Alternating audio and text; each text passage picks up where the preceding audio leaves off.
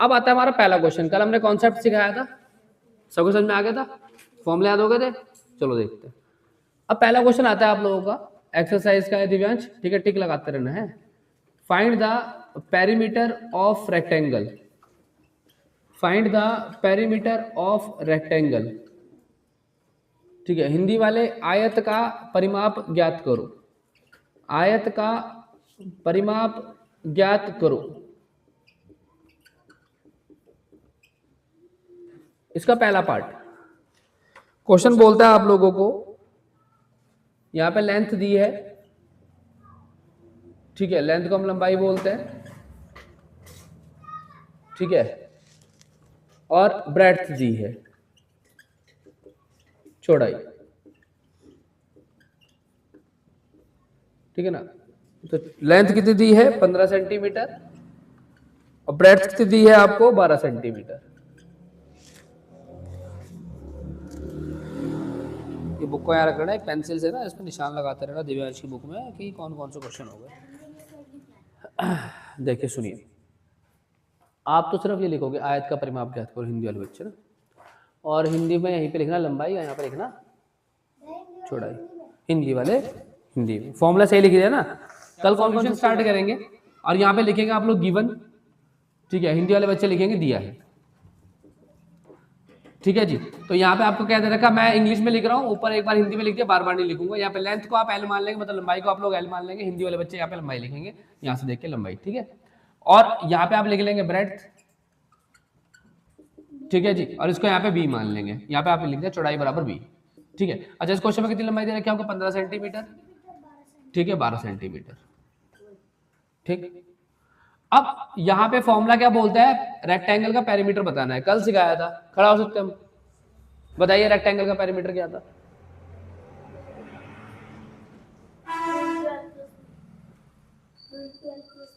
To into L plus B, ठीक है, bracket भी लगाना होता है भाई। तो यहाँ पे लिखेंगे पेरीमीटर ऑफ रेक्टेंगल, ठीक है, ये लिख दिया आपने। हिंदी वाले लिख देंगे आयत का परिमाप, आयत का परिमाप। और इसका जो फॉर्मूला आपको सिखाया था, कल सिखाया था, 2 bracket L plus B, bracket जरूर लगाना है, 2 ब्रैकेट एल प्लस बी। अच्छा जी, तो यहाँ पे इक्वल टू लगा दिया, 2 आ गया, मल्टीप्लाई आ गया, ब्रैकेट आ गया। एल कितना दे रखा 15 सेंटीमीटर, ठीक है, और बी कितना दे रखा आपको 12 सेंटीमीटर। अब आप इसको जोड़ देंगे, 2 इंटू 15 और 12 कितना हो जाएगा 27 सेंटीमीटर, 27 की 2 से मल्टीप्लाई करेंगे, 2 7 जा 14, कैरी 1, 2 2 जा 4, 4 और 1 5, 54 सेंटीमीटर आंसर। इसको मिटा देंगे, चेक कीजिए बुक में चेक कीजिए, पीछे आंसर सही आ रहा, गलत आ रहा, गलत तो नहीं आ रहा। अच्छा बताइए किसके समझ में नहीं आया, सुमित, हाँ भाई समझ में आ गया साहब, पीछे सबके आ गया ना, किसी को दोबारा तो नहीं पूछना। क्वेश्चन नंबर बी आपको बोलता है इस बार लंबाई जो है 17 1/2 सेंटीमीटर है, ब्रेड्थ जो है 7 1/2 सेंटीमीटर आपको यहाँ पे क्वेश्चन में लिखा मिलेगा, ठीक है। तो करना कैसे है, इसको हमें चेंज करना पड़ेगा नॉर्मल फ्रैक्शन में, तो आप लोग वहाँ पे गड़बड़ कर दोगे, ठीक है। इधर ध्यान दो भाई, बात इसमें ध्यान, लिखने में ध्यान मत दो ज़्यादा, ठीक है। तो आपको बोलता है 17 1/2 क्या सेंटीमीटर आपको दे रखी, लंबाई दे रखी, लेंथ दे रखी। इसको आप चेंज करेंगे, 72 या 34, 34 में 1 जोड़ा 35, तो ये हो जाएगा 35/2 सेंटीमीटर। मिक्स फ्रैक्शन वाला चैप्टर सिखाया था ना, तो उसके अंदर आपको सिखाया था मिक्स फ्रैक्शन से आप नॉर्मल फ्रैक्शन में, इम्प्रॉपर फ्रैक्शन में कैसे चेंज करोगे, वहां सिखाया था। तो 72 या 34, 34 में 1 जोड़ा 35, 35/2। ब्रेड्थ की बात करें तो यह हो जाएगा 7 1/2 सेंटीमीटर आपको दे रखा है, इसको कर लेंगे 2 7 जा 14, 14 में 1 जोड़ा 15, तो ये हो जाएगा 15/2 सेंटीमीटर। यहाँ तक किसी को दिक्कत भाई, किसी को दिक्कत तो नहीं कि बाद में कैसे हुआ, बोलू तो लिखना क्यों बंद कर रहा, कितना लिखेगा भाई पहले समझ ले। अच्छा फॉर्मूला लगेगा 2 मल्टीप्लाई, ब्रैकेट स्टार्ट हो गया, ये आ गया 35/2, ये हो जाएगा प्लस, ये हो जाएगा 15/2। देखो अब डायरेक्ट मल्टीप्लाई नहीं कर सकते, जब तक बोर्ड मास क्या बोलता है पहले ब्रैकेट सॉल्व होता है, तो इसको सॉल्व करेंगे, ये क्या हो जाएगा 2 मल्टीप्लाई। अच्छा नीचे का बेस तो सेम है, फ्रैक्शन चैप्टर में सिखाया था, जब बेस सेम होता है तो सीधा जुड़ जाता है, तो 35 में 15 जोड़ेंगे क्या हो जाएगा 50, क्या हो जाएगा 50।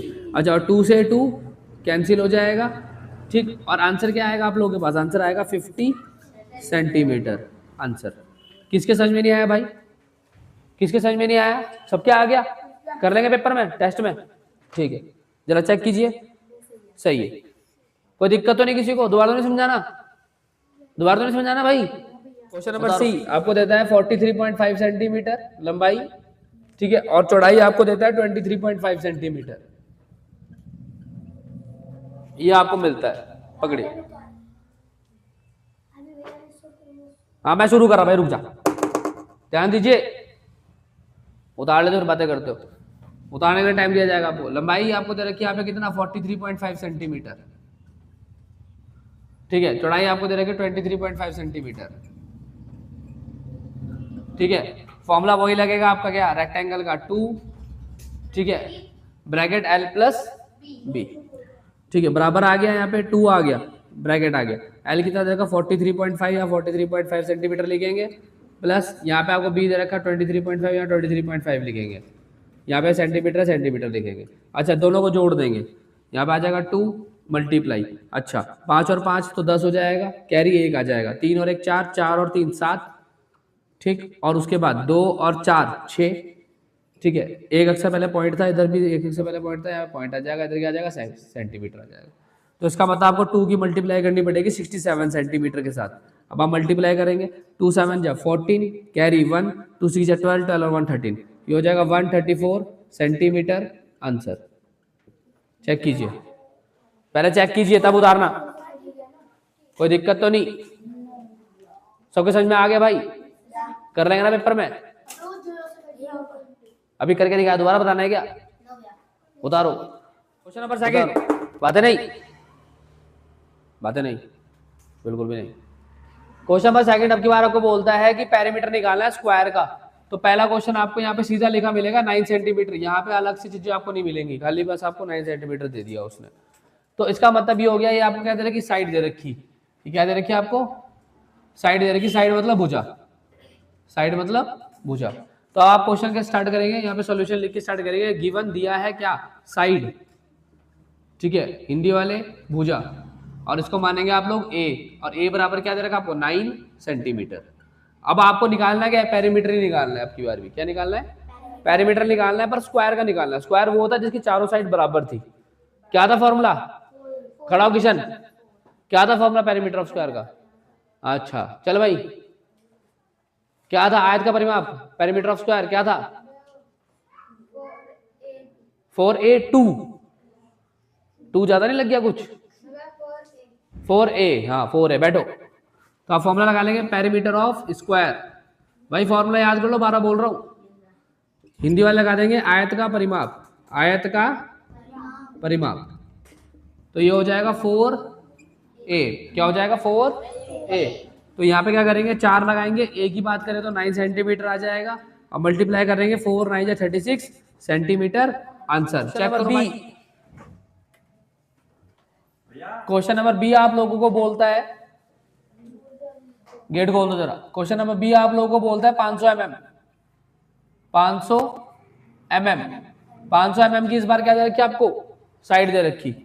तो यहाँ पे आप लिख लेंगे 500 mm, ठीक है, 500 mm आपने यहाँ पे लिख दिया।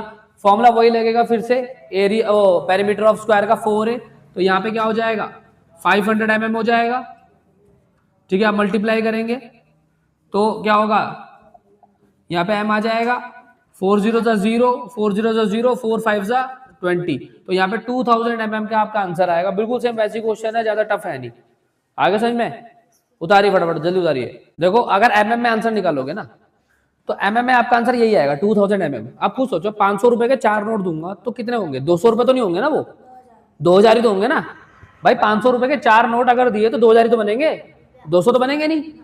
हाँ, तो आंसर हमारा सही है mm में। क्वेश्चन mm में दिया था तो आंसर mm में ही निकलना चाहिए। अब वो 200 कैसे आ रहा बताता हूँ कैसे आ रहा, लेकिन पेपर में आपको आंसर यही तक खत्म करना है बस, ठीक है, ध्यान रखना। अच्छा, अब एक बात को समझो भाई, ऐसा होता है ना, 1 सेंटीमीटर के अंदर 10 mm होते हैं, 1 सेंटीमीटर के अंदर 10 mm होते हैं। तो वो जो आंसर है ना, वो सेंटीमीटर में है, ना कि mm में है, ठीक है। आप देखना कभी वो 1 सेंटीमीटर से दूसरे सेंटीमीटर में जब जाते हो स्केल में, तो उसमें 10 लाइनें होती है छोटी छोटी, वो mm है। तो अब यहाँ से आपको क्या करना पड़ेगा, अगर इसे सेंटीमीटर में चेंज करना है तो आप क्या करोगे, 2000 लिखोगे यहाँ पे, फिर यहाँ सेंटीमीटर लगाओगे और उसको 10 से क्या कर दोगे, डिवाइड। और जैसे आप डिवाइड कर दोगे 1 0 खत्म हो जाएगी, आंसर आएगा आप लोगों का 200 सेंटीमीटर आंसर। तो आंसर आपका यहीं पे, पेपर में तो आप यहीं तक करके आओगे, ये मैं आपको समझाने के लिए कर रहा हूँ कि 200 सेंटीमीटर क्यों आया। लिख लो, लिख लो भाई, लिखने के लिए मना नहीं है कोई, लिखने के लिए मना नहीं है, लेकिन 200 कैसे आप पता लग गया ना। हाँ, तो ये गलती मत कर देना भाई, 500 रुपए के 4 नोट दूंगा तो 200 रुपए थोड़ी बोल दोगे आप उसे, रहेगा तो 2000 ही, उतारिए।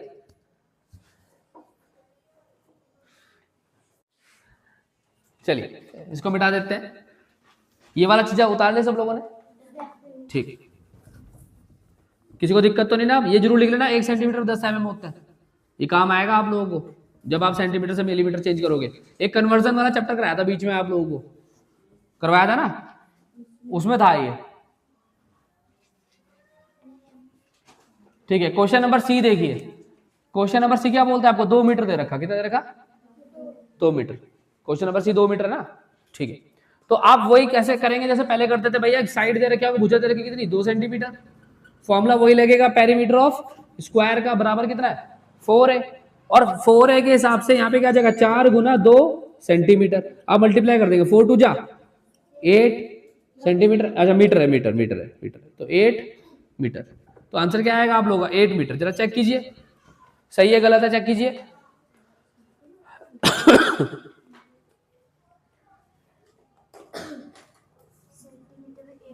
हाँ, अब दूसरा उल्टा कर दिया, अब नई बात सुन लो फिर उतार लेना, फिर परेशान होगे तो रुक जाओ 2 मिनट। अब की बार उसने आंसर जो दे रखा आपकी किताब में वो सेंटीमीटर में दे रखा, लेकिन हमारा किस में आ रहा, मीटर में। क्वेश्चन तो मीटर में दे रखा तो आंसर तो मीटर में होना चाहिए, लेकिन आंसर सेंटीमीटर में कर रखा, तो करना कैसे आगे वो समझ लो। देखिए ऐसा होता है, 1 मीटर में 100 सेंटीमीटर होते हैं, कितने होते हैं, 100 सेंटीमीटर, 1 मीटर में 100 सेंटीमीटर होता है। तो आपको क्या करना पड़ेगा, यहाँ पे 8 मीटर है, तो यहाँ पे 8 से मल्टीप्लाई करेंगे तो क्या हो जाएगा, 8 गुना 100 सेंटीमीटर। तो आंसर क्या आ जाएगा, 800 सेंटीमीटर लिखना ही पड़ेगा। और ये याद कर लेना भाई, 1 मीटर में कितने सेंटीमीटर होते हैं, 1 मीटर में 100 सेंटीमीटर होते हैं, और 1 सेंटीमीटर में 10 मिलीमीटर होते हैं, मिलीमीटर को mm बोलते हैं, ठीक है। सेकंड क्वेश्चन आपका कंप्लीट हो गया, टिक लगा देना इसकी बुक में, कोई दिक्कत तो नहीं, सबको समझ में आ गया, ठीक है, बढ़िया, उतारिए।